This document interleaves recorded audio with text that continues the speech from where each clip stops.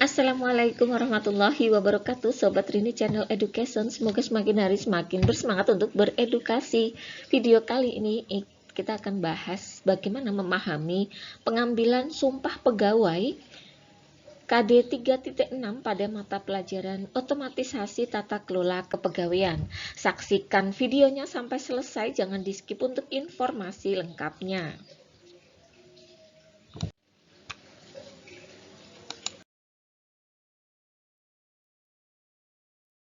Bab 6. Memahami pengambilan sumpah pegawai. Aparatur sipil negara dapat dikatakan sebagai pembantu tugas-tugas negara dalam membangun pemerintahan negara. Kegiatan pemerintahan akan berjalan lancar dan baik apabila aparatur negara menjalankan tugasnya dengan baik dan profesional. Sebab aparatur negara merupakan unsur terpenting dalam pemerintahan untuk memberikan pelayanan kepada masyarakat. Dibutuhkan aparatur sipil negara yang cakap, profesional, dan netral untuk dapat mewujudkan pembangunan nasional sekaligus menjaga kesatuan dan persatuan bangsa. Untuk menjamin dan mengatur kedisiplinan aparatur sipil negara serta menjaga kesetiaan dan ketaatan kepada Pancasila UUD 1945, maka seluruh aparatur sipil negara wajib patuh terhadap kode etik pegawai dan diminta sumpah jabatannya di awal mereka menjabat.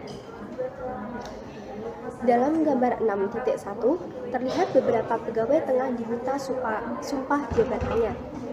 Sumpah jabatan diambil di awal masa jabatannya, disaksikan oleh pihak berwenang dan di bawah kitab suci masing-masing agama.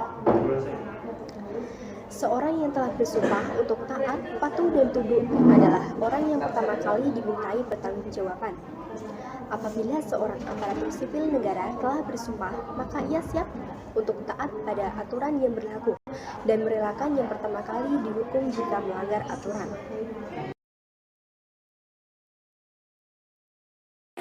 A. Mengenali kode etika pegawai. Pegawai negeri sipil adalah salah satu unsur aparatur negara. Mereka yang bekerja sebagai aparatur sipil negara ASN diharapkan memiliki budi pekerti yang mulia serta mau menjalankan tugas secara profesional. Untuk itu, para ASN diikat oleh kode etik pegawai yang tercantum dalam Peraturan Pemerintah Nomor 11 Tahun 2017 dan Peraturan Pemerintah Nomor 42 Tahun 2004. Dalam peraturan tersebut yang dimaksud dengan kode etika adalah pedoman sikap dan perilaku bagi setiap pegawai dalam melaksanakan tugas dan pergaulan hidupnya sehari-hari. 1. Tujuan kode etik. Ada beberapa hal yang menjadi tujuan mengapa aparatur sipil negara harus diikat oleh kode etik. Tujuan dari kode etik pegawai antara lain sebagai berikut. A. Menjaga martabat, kehormatan, dan citra instansi. B. Memacu produktivitas pegawai. C. Menjaga keharmonisan hubungan dalam lingkungan kerja, keluarga, dan masyarakat.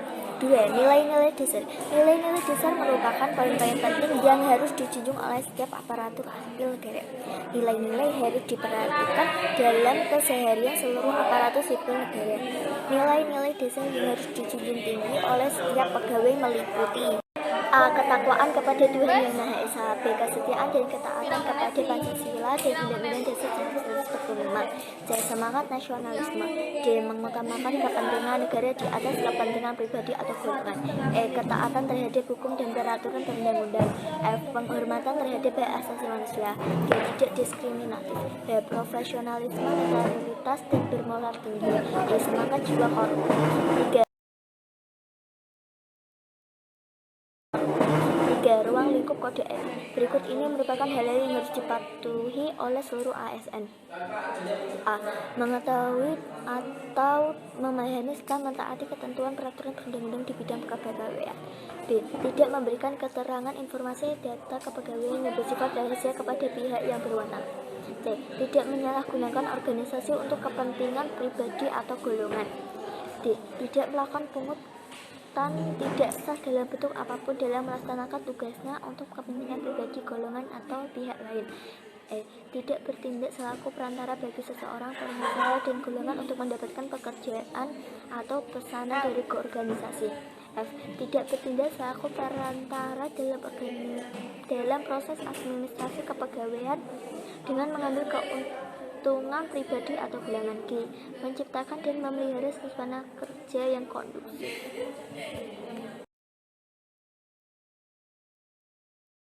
4. Pelaksanaan kode etik pegawai negeri sipil. A. Etika dalam bernegara. 1. Sepenuh hati melaksanakan Pancasila dan UUD 1945.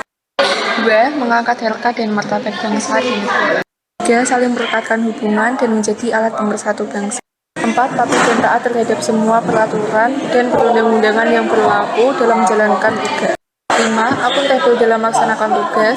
6. Tanggap, terbuka, jujur, serta tepat waktu dalam menjalankan semua kebijakan program pemerintah.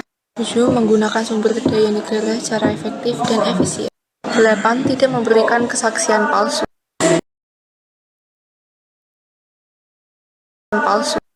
B. Etika dalam berorganisasi. 1. Melaksanakan tugas dan wewenang sesuai ketentuan yang berlaku. 2. Menjaga informasi yang bersifat rahasia. 3. Melaksanakan setiap kebijakan yang telah ditetapkan oleh pejabat yang berwenang. 4. Memiliki dan membangun etos kerja.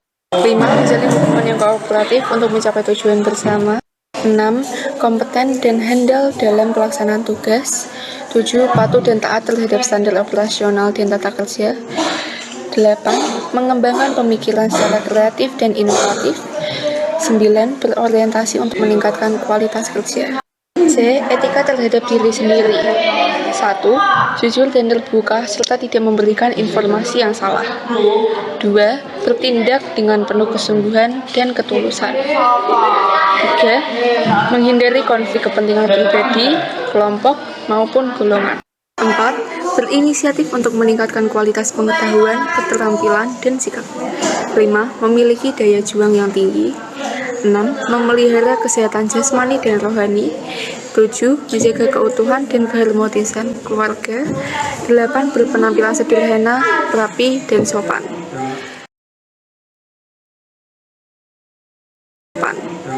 D. Etika dalam bermasyarakat. 1. Mewujudkan pola hidup sederhana. 2. Memberikan pelayanan dengan empati, hormat, santun, tanpa pamrih, dan tanpa unsur pemaksaan. 3. Memberikan pelayanan secara cepat, tepat, terbuka, dan adil serta tidak diskriminatif. 4. Tanggap terhadap keadaan di lingkungan masyarakat. Dan yang kelima, berorientasi untuk meningkatkan kesejahteraan masyarakat dalam melaksanakan tugas. D. Etika terhadap sesama pegawai negeri sipil. 1. Saling menghormati sesama warga negara yang memeluk agama atau kepercayaan yang berlainan. 2. Memelihara rasa persatuan dan kesatuan sesama pegawai negeri sipil. 3. Saling menghormati antar teman sejawat baik secara vertikal maupun horizontal. 4. Menghargai perbedaan pendapat.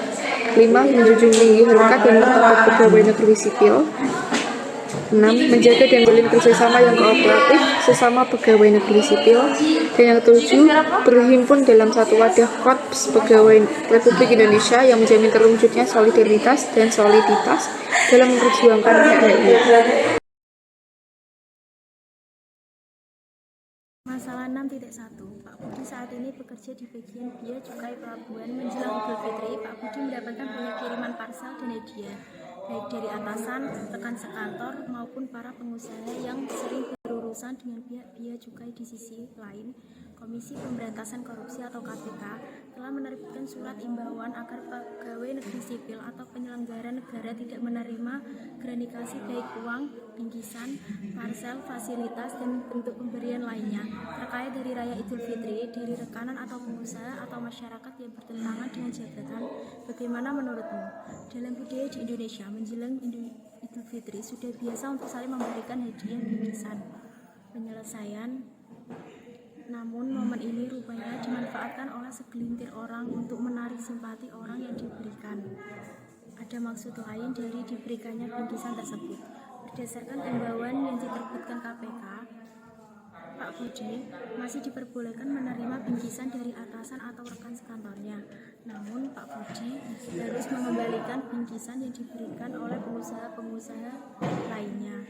Pendapat saya setuju dengan penyelesaian ini karena saling tukar-menukar bingkisan sudah menjadi tradisi dalam perayaan Idul Fitri, dan dalam ini tukar-menukar dapat disalahgunakan untuk maksud hal yang lain seperti kerjasama yang rahasia dan menyerang dari tujuan awal. Terima kasih. permasalahan 6.2. Hari ini adalah hari ujian kesehatan bagi para CPNS. Seluruh CPNS menjalani pemeriksaan tertentu untuk diketahui kesehatannya. Ternyata ada satu peserta yang terdeteksi terkena HIV. Hasil dari tes tersebut seharusnya tidak disebarluaskan. Namun ternyata ada salah satu oknum tim penilai dari kesehatan yang membocorkan hasil tes kepada seluruh CPNS. Hal ini membuat peserta yang terdeteksi HIV merasa malu. Bagaimana menurutmu penyelesaian? Saya setuju dengan penyelesaian ini sebab data informasi yang bersifat rahasia seharusnya tidak disebarluaskan kepada pihak luar yang tidak perlu tahu. Tim penilai kesehatan itu secara langsung sudah melanggar kode etik pegawai, yaitu memberikan keterangan informasi data pegawai yang bersifat rahasia pada pihak yang tidak berwenang. Informasi mengenai hasil tes kesehatan seharusnya tidak boleh disebarluaskan. Hanya pemilik riwayat dan pihak tertentu saja yang boleh mengetahui dan memiliki hasil tes kesehatan. Pegawai tersebut bisa terkena sanksi atas pelanggaran kode etik. Apa alasannya? Alasannya adalah karena data informasi merupakan rahasia dan tidak boleh disebarluaskan pada pihak luar, apalagi sebesar kegiatan ujian kesehatan CPNS. Hal ini sudah melanggar hak kode etik pegawai dan harus diberikan sanksi sesuai dengan peraturan yang ada.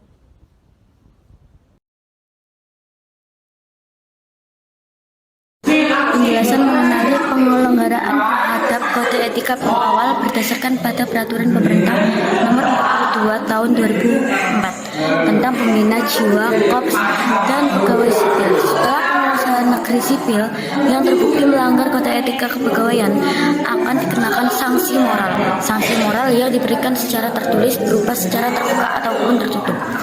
Pernyataan secara tertutup disampaikan oleh pejabat yang berwenang atau pejabat lain yang ditunjukkan dalam ruang tertutup. Dalam ruang tertutup artinya penyampaian pernyataan tersebut hanya diketahui oleh pegawai yang bersangkutan dan pejabat yang menyampaikan pernyataan. Pegawai negeri sipil yang melanggar etika pegawai negeri sipil lainnya dikenakan sanksi moral, dapat dijatuhkan hukuman disiplin pegawai negeri sipil atau tindakan administratif lainnya berdasarkan rekomendasi dari Majelis Kode ENK Penjatuhan Hukum Disiplin. 6. Majelis Kode Etika. 6. Majelis Kode Etika. Untuk dapat membuktikan bahwa seorang pegawai negeri sipil telah melanggar kode etika, maka dibutuhkan sebuah majelis kode etika dalam PP nomor 42 tahun 2004. Pasal 7 membahas tentang majelis kode etika. Majelis kode etika dibentuk setiap terjadi dugaan pelanggaran kode etika. Pegawai pembentuk majelis kode etika ditetapkan oleh A. Pimpinan instansi apabila dugaan pelanggaran kode etika dilakukan oleh pegawai yang menduduki jabatan struktural, eselon, dan kepala kantor regional. B. Sekretaris utama apabila dugaan pelanggaran kode etika dilakukan oleh pegawai yang telah bersangkutan.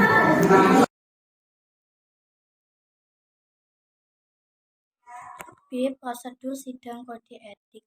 Dalam pasal 8 disebutkan mengenai prosedur pelaksanaan sidang, yaitu 1. Pemanggilan. A. Pemanggilan pegawai yang diduga melakukan pelanggaran dalam sidang kode etik. B. Majelis kode etik juga dapat memanggil orang lain untuk dimintai keterangannya apabila diperlukan. C. Pemanggilan kepada pegawai yang diduga melanggar kode etik maupun sanksi-sanksi dilakukan secara tertulis dan ditandatangani oleh ketua atau sekretaris majelis kode. 2. Pemeriksaan. A. Pemeriksaan dilakukan secara tertutup, artinya pemeriksaan hanya diketahui dan dihadiri oleh pegawai BKN yang diperiksa dan majelis kode etik. B. Pegawai BKN yang diperiksa karena diduga melakukan pelanggaran kode etik wajib menjawab seluruh pertanyaan yang diajukan oleh majelis kode etik. Apabila pegawai BKN yang diperiksa tidak mau menjawab pertanyaan, maka yang bersangkutan dianggap mengakui dugaan pelanggaran kode etik yang dilakukannya. Hasil pemeriksaan diarsipkan dalam berita acara pemeriksaan. Berita acara pemeriksaan ditandatangani oleh anggota majelis kode etik yang memeriksa dan pegawai BKN yang diperiksa. 6.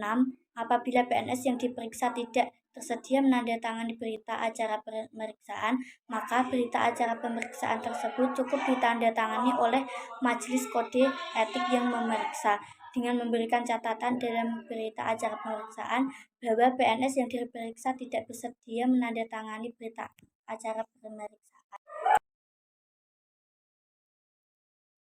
2. Pemeriksaan pengambilan keputusan sidang kode etik. Majelis Kode Etik mengambil keputusan setelah memeriksa pegawai instansi yang diduga melanggar kode etik dan setelah pegawai instansi yang bersangkutan diberi kesempatan membela diri. Pembelaan diri disampaikan pada saat pemeriksaan oleh Majelis Kode Etik. Keputusan Majelis Kode Etik diambil secara musyawarah mufakat dalam sidang Majelis Kode Etik tanpa dihadiri pegawai instansi yang diperiksa. Bila hasil musyawarah mufakat tidak tercapai, keputusan diambil dengan suara terbanyak. Sidang Majelis Kode Etik dianggap sah apabila dihadiri oleh ketua, sekretaris, dan paling kurang 1 orang anggota. Keputusan sidang Majelis Kode Etik berupa rekomendasi dan bersifat final. Rekomendasi sidang Majelis Kode Etik ditandatangani oleh ketua dan sekretaris. Berita acara pemeriksaan dan keputusan hasil sidang wajib diberikan oleh Majelis Kode Etik kepada pejabat yang berwenang menjatuhkan sanksi moral sebagai bahan dalam menetapkan keputusan penjatuhan sanksi moral. Pejabat yang berwenang menjatuhkan sanksi moral yaitu pejabat struktural eselon 4 menjatuhkan sanksi kepada pejabat fungsional umum dan CPNS. Pejabat struktural eselon 3 menjatuhkan sanksi kepada pejabat struktural eselon 4. Pejabat struktural eselon 2 menjatuhkan sanksi kepada pejabat struktural eselon 3. Pejabat struktural eselon 1 menjatuhkan sanksi pada pejabat struktural eselon 2. Kepala instansi menjatuhkan sanksi kepada pejabat struktural eselon 1 dan kepala kantor.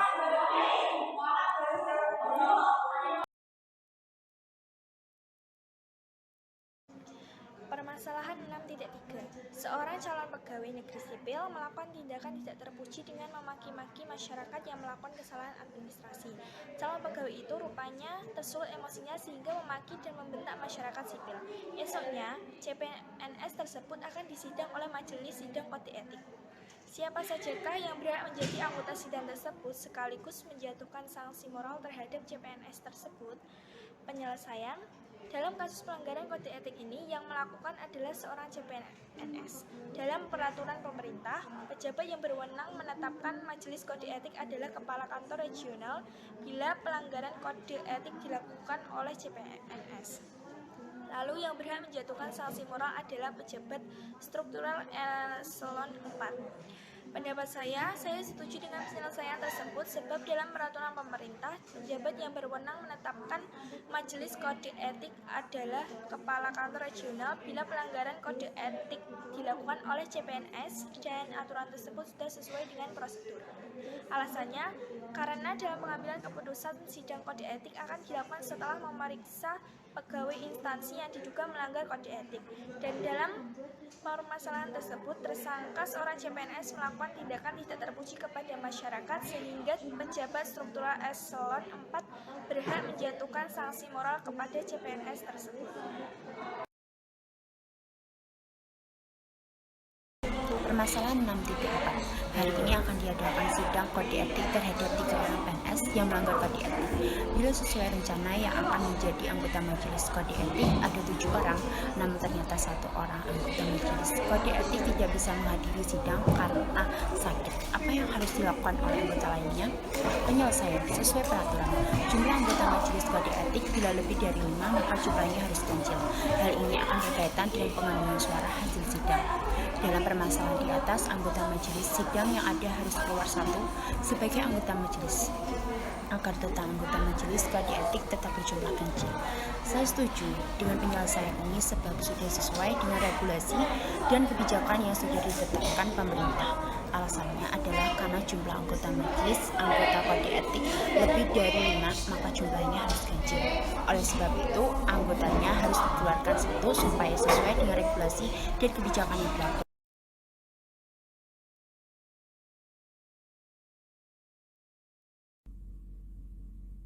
B. Menghayati sumpah atau janji pegawai. Setiap calon pegawai negeri sipil setelah diangkat menjadi pegawai negeri sipil wajib mengangkat sumpah atau janji pegawai negeri sipil menurut agama atau kepercayaannya kepada Tuhan Yang Maha Esa, sesuai dengan ketentuan-ketentuan dalam Peraturan Pemerintah Nomor 11 Tahun 2017 tentang Manajemen Pegawai Negeri Sipil. Sumpah jabatan dimaksudkan untuk menebarkan rasa tanggung jawab dan semangat bagi orang-orang yang bersumpah.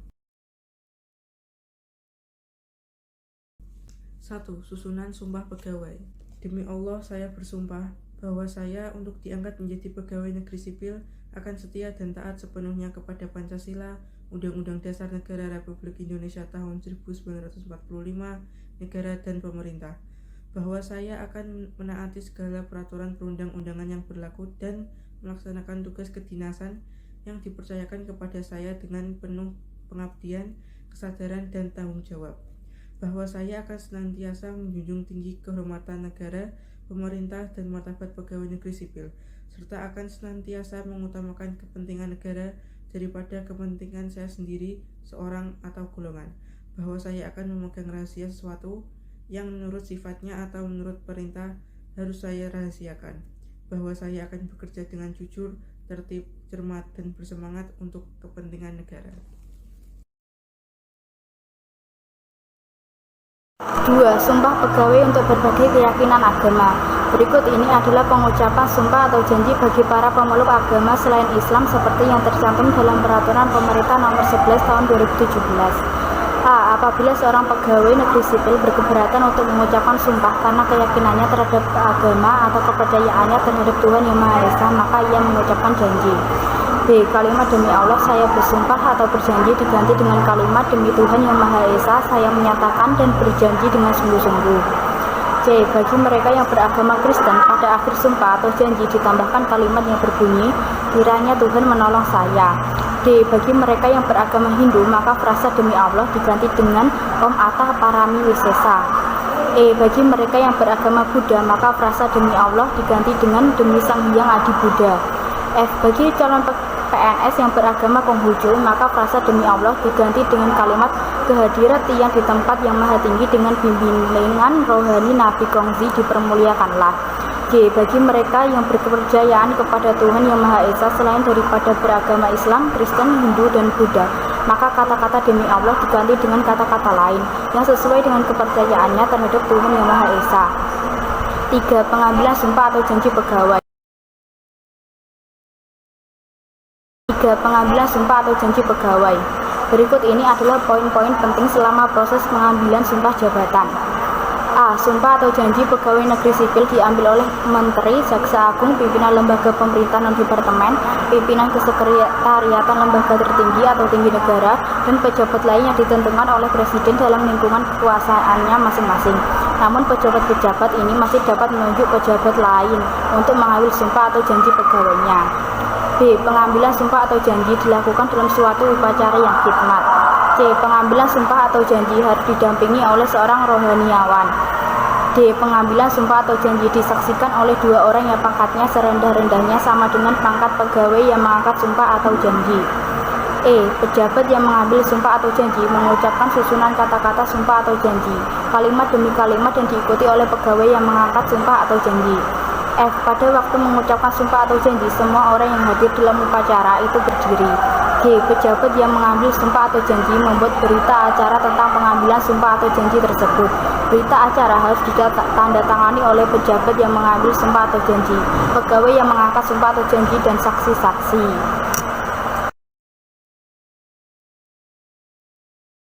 Saya Friska Aulia, absen 13, kelas 11 OTKP 2 akan membacakan permasalahan 6.5. Permasalahan 6.5. Seorang pegawai negeri sipil telah menggelapkan uang negara. Ia memperoleh setidaknya 3 juta rupiah dari setiap transaksi yang dilakukan atas nama negara. Pegawai ini telah melanggar sumpah jabatan sekaligus melakukan tindakan pidana menurutnya. Apakah pegawai ini harus sidak kode etik atau sidak pengadilan atau keduanya? Penyelesaiannya, siapapun jika sudah melakukan penggelapan uang maka ia harus dihukum pidana. Bila ada pegawai negeri sipil yang menggelapkan uang negara, maka cukup peradilan saja yang menghukum. Bila Majelis Kode Etik masih mengadakan sidang kode etik, maka itu hanya membuang waktu saja. Pendapat saya, tindak korupsi dapat merugikan bangsa dan negara karena yang mengkorupsi memiliki sikap tidak jujur. Alasannya karena korupsi mengakibatkan lambatnya pertumbuhan ekonomi negara, menurunnya investasi, meningkatnya kemiskinan, serta meningkatnya ketimpangan pendapat. Terima kasih. Permasalahan 6.6. Seorang calon pegawai negeri terlambat mengikuti sumpah jabatan yang seharusnya dilakukan hari ini. Ia datang terlambat karena terjadi kecelakaan di jalan sehingga jalan menjadi macet. Apakah calon pegawai negeri tersebut tidak perlu menjalani pengambilan sumpah jabatan? Penyelesaian. Seluruh aparatur negara wajib mengambil sumpah jabatan agar kelak bisa diminta pertanggungjawabannya untuk menyelesaikan tugas yang diberikan. Bila belum ada yang diambil sumpahnya, maka ia harus melakukan pengambilan sumpah di hari lain dan menandatangani berita acara pengambilan sumpah. Pendapat saya, permasalahan dan penyelesaian sangat berkesinambungan. Alasannya, sumpah jabatan perlu mendapatkan pertanggungjawaban atas tugas yang telah diberikan.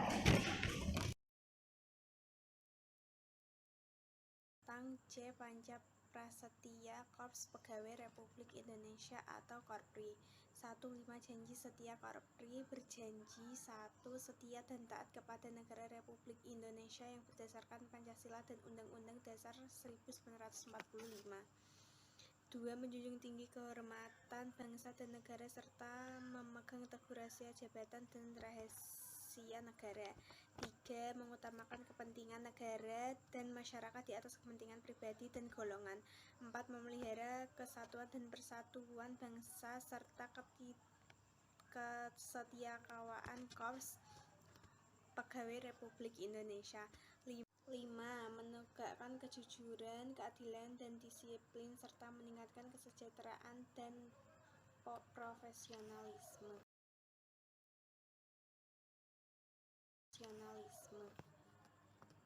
2. Makna Panca Prasetya Korpri.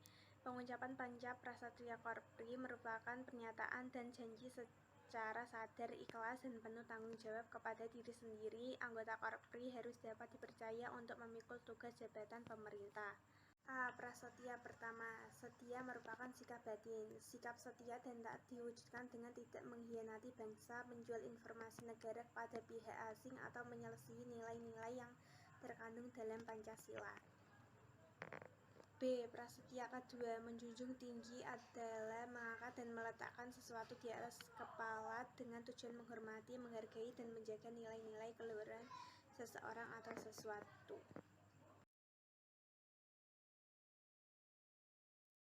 Prasetya ketiga. Setiap pegawai Republik Indonesia harus melaksanakan kebijaksanaan pemerintah dengan sebaik-baiknya, dengan penuh tanggung jawab, dan harus memahami kebijaksanaan pemerintah dan menguasai peraturan perundang-undangan menurut bidangnya masing-masing. Setiap anggota Korpri mempunyai kedudukan dan peranan sebagai abdi negara dan abdi masyarakat. Sebagai abdi negara hendaklah bekerja dengan ikhlas dan sungguh-sungguh menurut bidangnya masing-masing dalam rangka mencapai tujuan negara, dan harus selalu mengutamakan kepentingan negara di atas kepentingan pribadi atau golongan. Sebagai abdi negara masyarakat, harus selalu memberikan layanan secara profesional yang sebaik-baiknya untuk memenuhi aspirasi dan kepentingan masyarakat menurut bidangnya masing-masing. Prasetya keempat. Persatuan dan kesatuan bangsa merupakan efek sinergi dari saling ketergantungan antara berbagai unsur di dalam kehidupan bermasyarakat, bangsa dan bernegara. Dalam rangka memelihara atau memperkukuh persatuan dan kesatuan bangsa, setiap anggota Korpri harus berusaha untuk 1. Menghayati dan mengamalkan nilai-nilai Pancasila di dalam kehidupan sehari-hari. 2. Meningkatkan kerukunan hidup antar umat bernegara dan kerjasama di antara rakyat Indonesia yang memeluk agama yang berbeda-beda. 3. menghormati adat istiadat dan kebiasaan golongan masyarakat. 4. Meningkatkan kepedulian dan kesetiakawanan sosial, khususnya terhadap lapisan masyarakat yang tertinggal di dalam pembangunan. Prasetya kelima, berjuang menegakkan atau meningkatkan mengandung pengertian kesediaan untuk selalu berbuat sesuatu yang lebih baik secara terus-menerus. Kejujuran bagi anggota Kopri ialah ketulusan hati dalam melaksanakan tugasnya dan tidak menyalahgunakan wewenang yang memberikan kepadanya. Kesejahteraan merupakan salah satu tujuan nasional negara kita. Oleh karena itu, segenap anggota Kopri harus turut serta aktif dan dinamis di dalam meningkatkan kesejahteraan umum dalam tercapainya masyarakat yang adil dan makmur berdasarkan Pancasila dan Undang-Undang Dasar 1945. Profesionalisme mengandung pengertian kesanggupan seseorang dalam menghayati, menguasai, mengerjakan sesuatu konsep atau gagasan atau tugas yang dihadapi atau ditugaskan kepadanya. Pada tanggal 26 Desember tahun 2004, sebuah bencana terbesar sepanjang abad 21 terjadi di Indonesia, khususnya di daerah istimewa Aceh. Tsunami tersebut melanda Aceh dan negara sekitar. Namun, dampak terbesar terjadi di Aceh, Indonesia. Pada saat itu, seorang pegawai negeri yang juga rumahnya terdampak tsunami Aceh masih membantu orang-orang sekitar untuk keluar dari lumpur tsunami. Menurutmu, mencerminkan janji Panca Prasetya Korpi keberapakah teladan tersebut? Penyelesaian, pegawai tersebut memiliki tindakan yang baik sebagai seorang pegawai negeri dan manusia. Ia mencerminkan janji Panca Prasetya Korpi yang ketiga, yaitu mementingkan kepentingan negara dan masyarakat di atas kepentingan pribadi dan golongan. Pendapat saya, ya saya setuju, namun selain itu, permasalahan tersebut juga mencerminkan janji Panca Prasetya Korpi yang keempat. Karena dalam permasalahan tersebut, seorang pegawai negeri berusaha membantu orang-orang sekitarnya. Hal ini mencerminkan bentuk memelihara atau memperkukuh persatuan dan kesatuan bangsa untuk meningkatkan kepedulian dan kesetiakawanan manusia.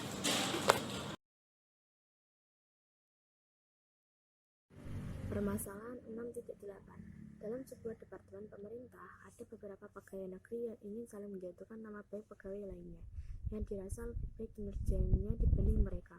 Menurut Panca Prasetya Korpi, nama berapakah yang dilanggar oleh para pegawai yang merusak nama baik pegawai lainnya?